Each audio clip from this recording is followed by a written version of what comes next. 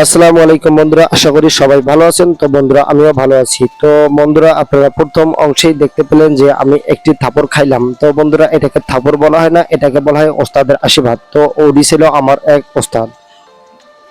তো বন্ধুরা, কাজের ক্ষেত্রে মার খাবেন তো কাজ শিখবেন, মার খাবেন না কাজ শিখবেন না। আপনার যদি অত্যন্ত জেদ থাকে তাহলে আপনি ভবিষ্যতে কখনো এগোতে পারবেন না, সেই কথাটাই আমি আপনাদের মাঝে তুলে ধরলাম। তো বন্ধুরা, আমি কাজের কথায় আসি। কাজের কথাটা হচ্ছে, আমি 1 ইঞ্চি স্টিম পাইপলাইন ওয়েল্ডিং করতেছি। আপনারা দেখতেই পাচ্ছেন, আমি নিজেই কিন্তু এই ভিডিওটা, অর্থাৎ নিজেই ভিডিও ওনার। তো বন্ধুরা, আমি আমার ভিডিও নিজেই করতেছি। তো বন্ধুরা, আপনারা দেখতে পাচ্ছেন আমি 1 ইঞ্চি স্টিম পাইপে ওয়েল্ডিং মারতেছি। তো আমি এমন ভাবে ওয়েল্ডিং মারবো যে যাতে ভবিষ্যতে কখনো ছিদ্র না হয়।